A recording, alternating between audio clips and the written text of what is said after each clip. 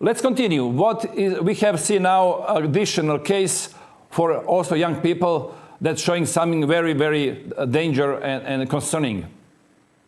Okay, this is a very interesting paper titled Vaccination and Neurodevelopmental Disorders, a study of 9-year-old children enrolled in Medicaid. Well, Medicaid in the US is a program that provides health care to lower income families. The authors of this paper come from what is called the Chalfant Research Institute. It is located in Mississippi. This was published in a peer-reviewed journal called Science, Public Health Policy, and the Law back in January.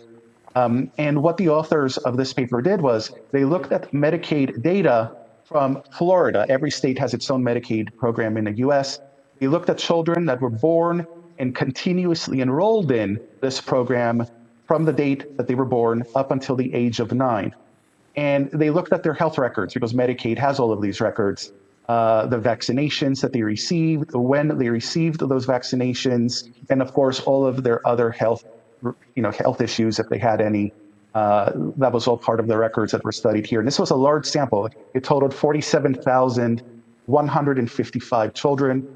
And what it found was that children that had received, children that were vaccinated, we're not talking about the COVID-19 vaccines anymore. We're talking about the the typical childhood vaccines.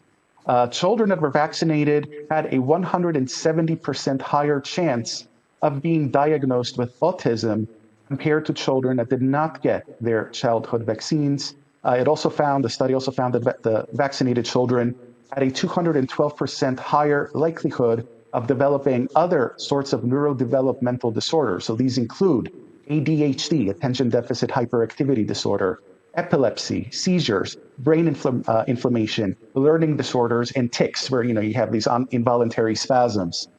So the study found that the childhood vaccination schedule, which in the US is very extensive, I think it is tied for first place among countries, at least in the Western world, for the highest number of vaccines that are administered to infants and that are recommended to children. So that has been called into question by a lot of scientists and by Robert F. Kennedy himself.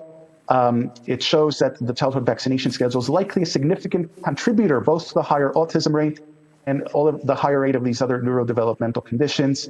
In fact, they found that the more childhood vaccines a child got, the more that the odds of having one or more of these conditions went up. So the risk is there even if you get one of the childhood vaccines. If you get 2 or 3 or more, the risk keeps going up. Now, Robert Kennedy mentioned the study during one of his confirmation hearings before the Senate back in, I think it was January or early February, before he was confirmed as health secretary.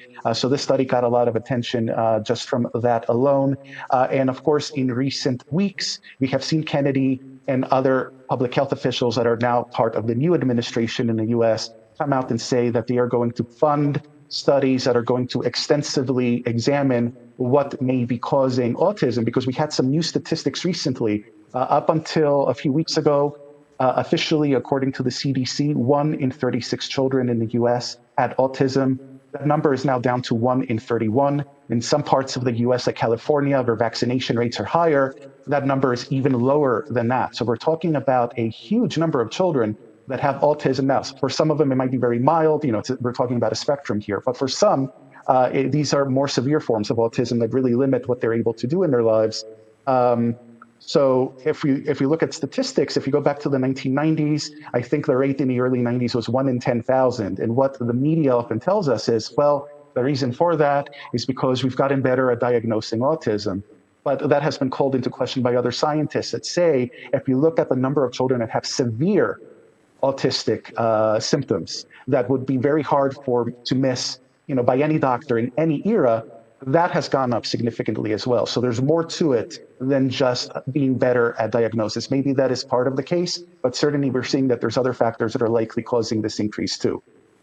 Yes, I had also interview with lawyer Aaron Siri, and he was FOIA CDC, that means Freedom of Information Act. He was demanding proof.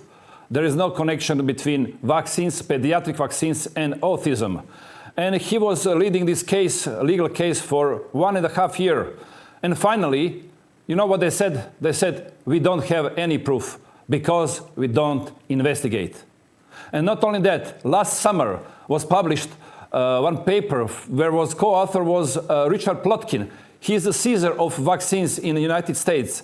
And he admitted there, no, we don't track side effects from pediatric vaccines because we don't have enough money for it. We need more money for it. That means whenever you ask some doctor, is there any connection between autism and vaccines or anything like this? The only honest answer can be, we don't know because we don't track.